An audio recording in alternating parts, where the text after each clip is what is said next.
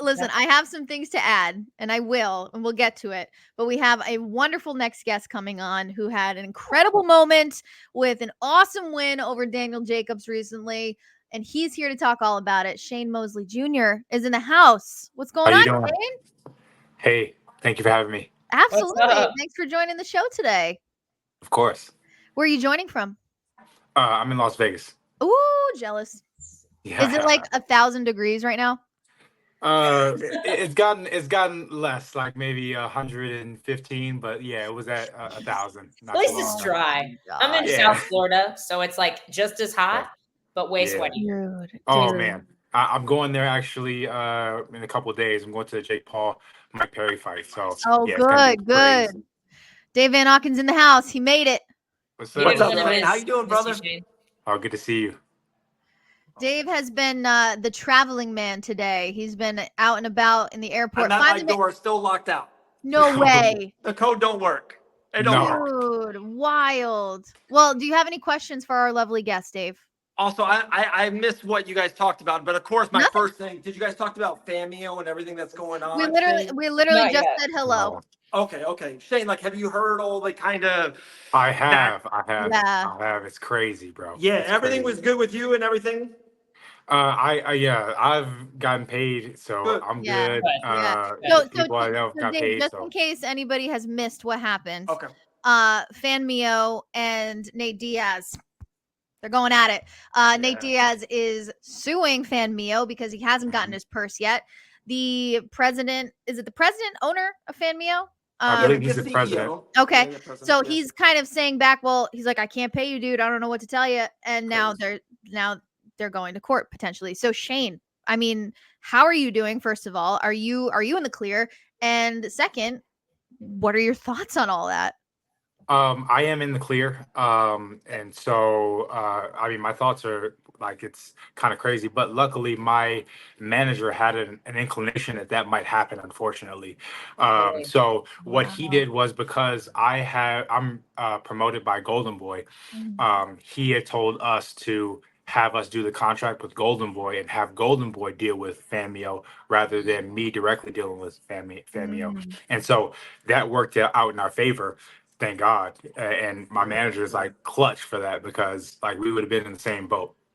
So potentially Golden Boy has to go and get their money. I'm not sure. I didn't ask Golden Boy, or that's not my business, because I said, hey, I'm doing business with you. You go handle them. Yeah, for real. And that's all I care about. Yeah, that's all I care about.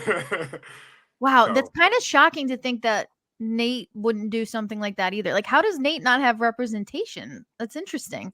Well, because he was dealing directly with them. I see. Yeah. And so that's why he couldn't do like the right. only other way you can kind of do that is if you told them that they had to put all the money in escrow. So like, meaning like you got to put 10 million up front. And so if everything goes south, I have that still. Right. But I don't think that they did that, or leverage like maybe a house or something like that. Yeah, but wild. I mean, that's kind of crazy to think, like, like it's like I'm doing business with you, so I trust you at least some form or fashion. So the fact that that he didn't pay, I wonder if Jorge Masvidal got paid as well. Like I know, because hopefully it's not just. I mean, Nate, I know. Imagine, right? It's like. It's weird, because it's like you kind of like hope that it's just Nate, but like then it's kind of like we don't want him to be the only one that's in there. Right. Everybody else got paid, but not you. Like if I'm Nate and everybody else got paid, I'd be like 100%. So I totally get that. But I'm so glad that you were taken care of and everything. Dave, did you get paid? Yeah. Okay. So there we go. Everybody here is good. Yeah. We good. Listen, the team is set. We're good. I know Devin got paid. I know a lot of people got paid and paid well, so it stinks. I know. Yeah. I mean, you made 10 million too, right, Dave? Huh? You made 10 million too, right? Let me get a dollar. Let me get zeros off. Couple zeros. But sometimes you can outprice yourself, and I would hate to say that about someone, but I think in a weird way, maybe Nate outpriced himself. Like, it's crazy. But hey, I'm worth more than I can sell. Yeah. Right. Shane, I thought your performance was awesome. Huh? I'm What gonna else? go put the puppy away because he's being Okay. insane. I'll be right back. You're good. Shane, I thought your performance was awesome. Like, I know a lot of people kind of outside the game were like, oh, maybe you could have stopped at that. I think I say it all the time. I think it's more impressive you go the distance. You like, and I remember you saying at the post press conference, a lot of judges, I think 2 out of the 3 had you won every single round. You dominated a 2-time world champion every single round. To me, that's more dominant of getting a monster punch in the second or third round, something of that nature. It was dominant. It was the best boxing performance of the card. There was other, Melton got that knockout in the second or third round, but his competition was nowhere near like a Daniel Jacobs. So I just thought your performance was incredible, my man. Thank you. I appreciate that. Yeah, I mean, of course, we can critique and make better of ourselves, and moving forward, I think it only helps me to grow and become better. In looking at the performance and being able to have those moments where I can step on the gas and see that. So I'm definitely gonna take that into account of the next time I fight and when I fight for a world title. But I always have that experience of dominating somebody that is great. You know what I mean? I literally, like you said, like two of the judges had me winning 9 rounds, and then one of the judges had me winning all rounds. I watched it back one time, and I thought that I won every single round, but Me too. I'm kind of biased, but nevertheless, that's incredible to say that I dominated a 2-time middleweight champion, going to be a Hall of Famer. So it's just another notch in my cap, and I want to become middleweight champion. So I'm going to go back down and weight to 160 pounds, and then go and fight all the champions. Speaking of somebody, you said beating somebody like Daniel Jacobs, obviously huge name. Like, I don't watch a lot of boxing. I know Daniel Jacobs, and 100%. I know Daniel Jacobs' story. Yeah. Do you feel like that, just that name value and what he overcame in his life, do you feel like that adds to your legacy as well? 100%. I mean, like right now, I'm number 3 of this. I moved from like number 24 in the world to like number 3 in the world. Wow. Right. Like off of that. And it's like, yeah, right. It's like crazy. I'm like I'm literally right there to be a world champion. And I knew that was the case. Now, I had said this kind of like leading up to the fight, but how I got called for this is because I was looking to fight a guy named Erislandy Lara. Erislandy Lara is managed by a guy named Louis DeCubas, and basically he has Caleb Plant. He has like a lot of the big guys at PBC, and so he knew that I was looking for a championship fight, and so he said, "Hey, are you looking to fight a guy named Carlos Adames? He's the WBC world champion right now." And so I go, "Yes, absolutely, 100%." And so in the call, my manager calls the guy from Fanimo and says, "Hey, we have Shane to fight. They said that, you guys are looking for a fight for Carlos Adames. Let's make this fight happen on the card, on the Fanimo card." And so they're like, "Okay, great, cool. We'll make this fight happen." In that same call, he goes, "Hey, do you have somebody that will fight Daniel Jacobs? He wants to make a comeback and he's looking for somebody to fight." And my manager goes, "Yes, Shane." "Yes, absolutely, Shane." Yeah. And so sure enough, they kind of like toss it around for like a week. And they're like, "Okay, maybe we'll make it happen." It starts being the money for me and Carlos Adames. And Carlos Adames asks for, and I quote, a ungodly amount of money. That's what the promoter said. He said he asked for an ungodly amount of money. I've come to find out that it was 1.3 million that he had asked to fight me, and and this would be his first defense as a world champion. So he's like, how you asking for that much money, and this is your first title defense? Like, like, you know what I mean? Like, what are you talking about? Sit down. Yeah. Yeah. And so they kind of like just brush him off, and then sure enough, they're like, "Okay, well, he's out, so now we need somebody for Daniel Jacobs." Well, Shane is left, Danny's left. Let's make it happen. So when they asked me to fight, I'm like, yes, 100%. Yeah, hell yeah, 100%. What a ride! Yeah, what a ride! But like you said, you don't know. Like, do you know who Carlos Adames is? Exactly. But I'm an MMA. But you know exactly who Daniel Jacobs is, right? Yes. So it's like. I'm a big believer in everything happens for a reason. 100%. That story is wild, but there's a reason you fought him. There's a reason you're number 3 now. That's so exciting. Do you still want to fight Lara? Do you still, or do you have somebody else that you're like, well, now that I'm number 3, maybe it changes a bit? Well, Lara is one of the champions in the middleweight division. Got And it. so he's the only one that has kind of that um, legendary name. Like, so there's Carlos Adames, who's one of the champions. There's a guy named, Janibek. He's still champion, but he just missed weight and he had like liver failure from dehydration for Wow. trying to make the That's 160 serious. pounds. Yeah. So it doesn't look like he'd probably fight at middleweight anymore because I mean you have that kind of medical issue with making the weight. It's probably not a good idea Mm. for you to be at that weight class anymore. So with that being said, he might move up, but he's still champion. But again, none of those guys have a legendary name like Erislandy Lara. Erislandy Lara has fought Austin Trout. He's fought Canelo Alvarez. He's fought a Yeah. lot of big names. So like Danny Jacobs, you fight that guy, you beat him. I'm the legend killer, and we leverage that, up to the top. Do Right? we have So a new fight name on our hands? the legend killer. I mean, that's got a good ring to it. Right. I go from the son of a legend to the legend killer. Right. Well, okay, so that might sound a little weird in that context. But yeah, so go ahead, Dave. I was going to say, Shane, Joseph, our guy just put it in there. I talked to you afterwards. I was lucky enough to do the open workout with you. Your energy all week was unmatched. There was with George and Nate being the main event and other fighters on the card, and maybe Sean Garcia and Vargas was getting some pub and they were, going back and forth. But your energy and your positive energy and your mojo was unmatched all week. And to me, you capitalized on it. You got the biggest win, like you said, 24-3. What's next for all the other fighters on the card? Maybe some good things. Vargas with a really good win. But Yeah. what you got out of that card, you got the most out of that card. One, 100%. you got paid. And 2, but what's next for you on the outside of it? I think you were the biggest winner of Anaheim, last man standing from a couple weeks ago. I thought it was incredible. I thought it was a Thank you. big weekend for you. Thank you. I feel the same way. And like you guys said, I feel like I was put there for a reason, right? I like the whole thing of how it happened, and I had literally not fought for 7 months before that, and I was trying to get a fight and obviously stressing out and like, oh, when am I gonna fight?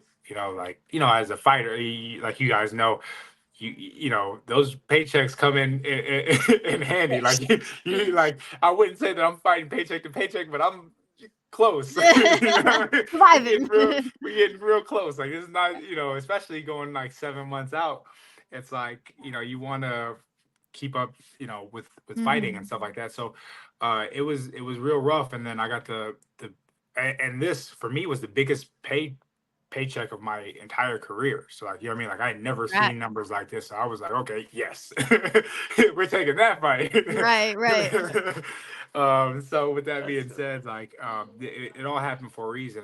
And I definitely felt like I was the winner of that whole event. And I truly believe that I was meant to be there. So like that whole time, the energy that I was carrying, it was like I was supposed to be here. Like, so like, there's nothing for me to be afraid about. There's nothing for me to be mad about or any of that, because I'm supposed to be here.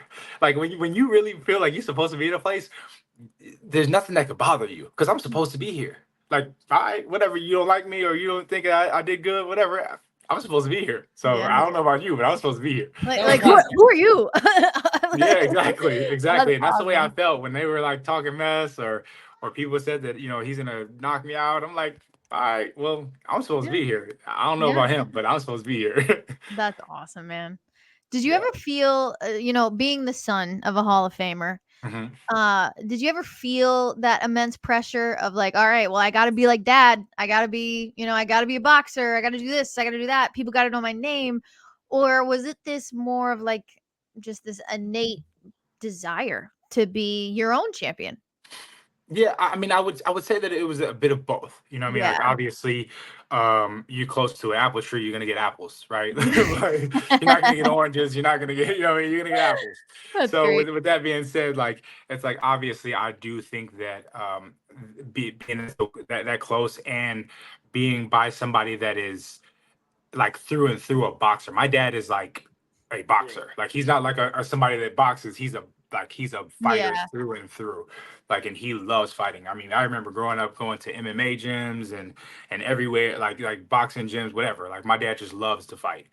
And so just like having that, and then having my own experiences, because my mom was very adamant about pushing me out of fighting. Like she was Mhm. very adamant about it, because, and I think her philosophy was, if I push you out and and you defy me, then you're going to defy everybody else that doesn't believe that you should be here, right? So I'm Mhm. going to be the first line of like defense, essentially. Yeah. That like you're like, and so she would tell me, like, if you want to go to the boxing gym or you want to go fight, you got to find a way to get there. Like you have to go. Like I'm not driving you there. I'm not paying for nothing. Like nothing. Like Mm. you go figure it out. Because So if you really basically, want that. she made it difficult on you. Right. And that difficulty makes you feel like, okay, well, I got to figure this out myself. Nobody's going to help me. Nobody's going to save me just because my dad is who he is. And I have that mindset as well. Like, just because my dad is who he is, it's not mine. It's like all that he's accomplished is not my things. Of course, I can grab and get information or get the that fighting spirit from him, Yeah. but he can't fight for me, and I got to figure that out. And I learned that at a very young age, luckily for my mom. And that's why, one of the reasons why, like, I didn't want to be like, I just want to be Shane Mosley Jr. Everybody assumes that I'm Sugar Shane Mosley Jr.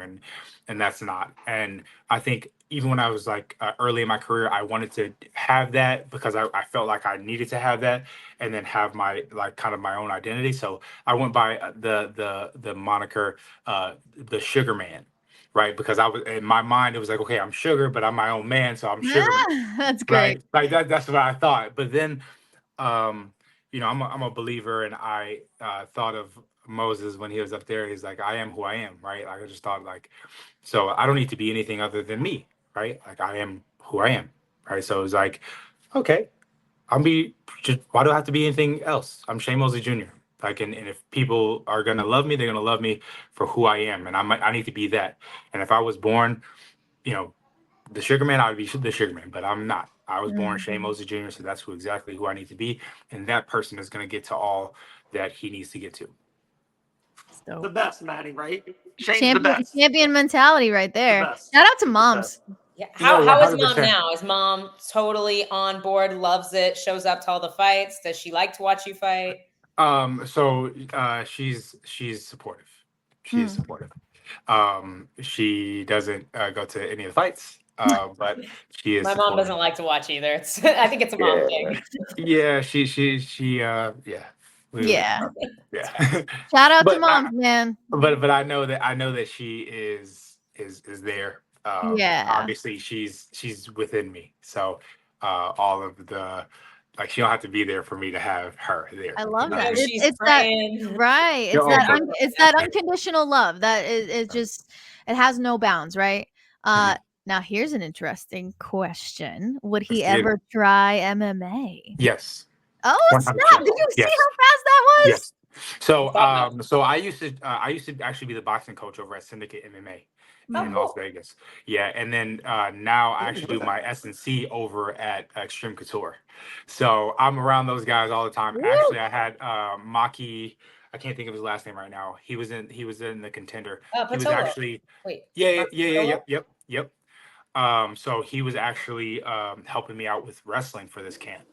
So like I like I said, I'm a fighter through and through, and I have that. And so of course I would do MMA, I would do bare knuckle, I would do it all. I'm a fighter. I'm a fighter. Let me ask you this, because I feel like there's like an age-old war between all the combat sports athletes, right? Over like Okay. who's the real fighter. But since you've been in all these different kinds of gyms and you've seen like how these MMA guys train, how would you have to adapt your boxing style to bring it into the cage? Well, for one, I'd have to work on my takedown defense. Obviously, that's number one. And then be able to be aware of the kicks and stuff like that. And then if I could keep it on the feet. I mean, yeah, keep it on, like, like Mm. keep it to where I'm best at. I wouldn't Right. want to go and go into that realm. if I can keep it there and make you want to challenge me at like, oh, you're a better boxer than me, then that's where I want to keep it. And so that it's more of a mindset of that, because if I get taken down, it's probably close to the end to it, because I've done it before. I've done all the pro classes. I've wrestled. I've done jujitsu. And because I would be starting so late, even if I did a little bit of it, it's just the compound effect of like, you guys have way more skill in that area than me.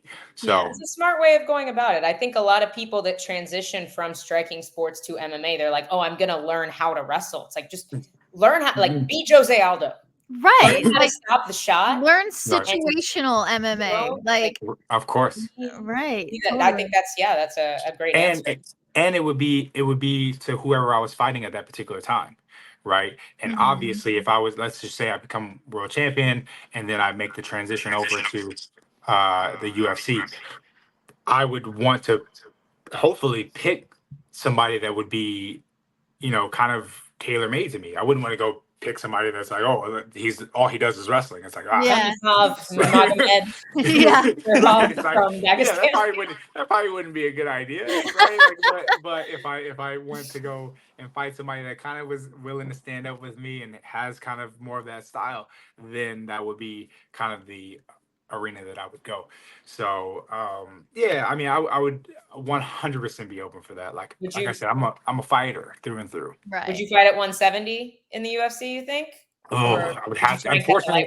Unfortunately, I would have to, because I don't believe that I could make that, but it would be hard because those guys, I know the 170 pounders, they're big. They're big. They are not 170 pounds. No. Crazy. And so they're big dudes. So it would be tough. But I wish they had a 165 pound. 165. A lot of people do. I think it's coming. It should, because it's such a huge, even from 170 to 185. It's like what is going on? Like it's too big of a gap. So 55, I think 65, 75. Yeah, 65, 75, and then 205. Yeah, and 205. But that one is a little bit different, because like essentially those guys are heavyweights anyway, and they just kind of shrink down to break it down. The 20 pounds doesn't make near as much of a difference when you weigh 225. 100%. 100%. 5 pounds makes a difference for me. Yeah. What weight class are you? I'm 105. Oh, yeah. Yeah, that makes a huge difference. Yeah. Almighty, we love it. And hopefully Elle's getting back in there as soon as possible. But, I have to ask you one more MMA related question, because I'm stoked. Like I said, I'm the MMA guy. I don't know boxing, but who is the best boxer in the UFC, in your opinion? Good question. Sean Strickland's up there for sure. I like Izzy, but I don't hear a lot. I like Izzy, but Izzy is too defensive minded. He's too points minded, and I feel like even though he's really, really talented as a striker, it's not the best to watch all the time, because of like it's real evasive. It's like, you know what I mean? Like he's like trying to be Muhammad Ali, which I mean obviously it's working for him, and but it's not the most exciting. Yeah, but, chess isn't always exciting. Yeah. There's a few guys. But no, I like Sean Strickland a lot. Like he's actually a really, really, really good boxer. And you can see like that. Most of his fights are standing up, and he dominates people. He's very defensively sound. It's unique and awkward, but I agree. Yeah. Yeah. Izzy, let me see who else I could think of. Topuria. Yep. Yes. He's up there. Definitely great. up there. I mean the GOAT, Max Holloway. Come on. Oh yeah. I was like, when are we gonna say Max? Joe says, what about Dustin? What about Dustin? Oh man, there's a lot of there are a lot of great but I think in that division, the lightweight division, I think Max Holloway is number one. Right? There's a lot of other good ones, but boxing, I put him at number one. Because like that, I mean, even like how he knocked out Gaethje, like that will be forever one of the best knockouts ever, because of how he did it. Yeah. Like obviously, there's been other knockouts that were great, but like you're winning that many rounds. I mean, it's a shutout, and then he goes, "Let's go." Yeah. Boom. Like I was literally at IHOP. I'll never forget. I'm like me and my son were watching it like on pay-per-view, and like when it happened, he was eating his food, and I'm like, oh, no. I'm like, no. It's so true though. That shit was crazy. Oh Yeah, my it was gosh. insane. That Do you was think he like, beats Ilya? Oh. I don't Oh. know. Ilya might be too young for him. I mean, Explosive. I love the fight. I think it's great, but I think Ilya might be just a little bit too young for him. I second that. I think Max is gonna win on veteran status and just like overall fight IQ. But I think it's gonna be a great fight if it, if and when it happens. But Yeah, incredible. Do they have a date for it yet? It got leaked accidentally. Oh, It's look at the main Elfface. event for 307. 307. Okay. Something Yeah. like that. Yeah, hopefully it's Yeah, legit. somebody accidentally said something they weren't supposed to say. Oh, Because snap. O'Malley and Merab, another great boxer, O'Malley. Oh yeah, O'Malley. And Yeah, Merab yeah, got leaked as well. yeah. That was that's at the Sphere for Yeah. 306. Yeah, Okay. hopefully it's legit. Alright. I think it is, but hopefully. But Shane, Merab deserves it, man. Oh, I've for known that sure. guy for a long time. He deserves it. Like, and the truth of the matter is if he fights Sean O'Malley, he has to make it boring. He has to. Yeah. You Oh, have to make it boring 1000%. with him. Yeah, we got 1000%. it. We on the mat the whole time. Yep. I'm wrestling you. Yeah. There's so punching. much danger. So Yeah. much danger fighting O'Malley. It Yeah. really is. It's His foot movement, his timing is just second to none. And I think that you'd be stupid to try to stand up. Like if he fights him how Aljamain Sterling fought him, it's gonna be a long. It's not gonna go well. Yeah, Yeah. for sure. Yeah. Well, Shane, this has been fantastic. So Super many fun. people, so Thank many you. people asked so many good questions. We learned so much about you today. Thank you. And what a career. I mean, you've Yeah. been crushing it and it's only up from here, my guy. Like this is going to be great. Before we let you go, do you know what you want next? Do you have a game plan? Yeah, so like I do want to fight Erzlandi Lara, Okay. but I would love to fight on the Jake Paul and Mike Tyson on the card. Ooh. Hey, Okay. That's hey, let the me get on it. goal, Pick me. Pick I me. mean, you got some time. Get some more Yes. training. Okay, let's throw Yeah. that name in the hat. I love Yeah. that. So if we can Shane, get that fight on let's do that it. card, that'd Let's be do it. incredible. I'll make a few phone calls for you. Oh, you know a guy? I wish, dude. I wish. I wouldn't be living in an apartment in Rhode Island if I fucking had some connections. But Shane, thank you so much for your time. You were Yes. fantastic, and we look forward to seeing what's next for you. Yeah, thank you guys so much. I really appreciate it. This is so fun. Hell You're the yeah! best, Come Shane. back Appreciate you, anytime. brother. All right. See you guys. See ya. Thanks, Shane. That was Shane. What a good guy, man.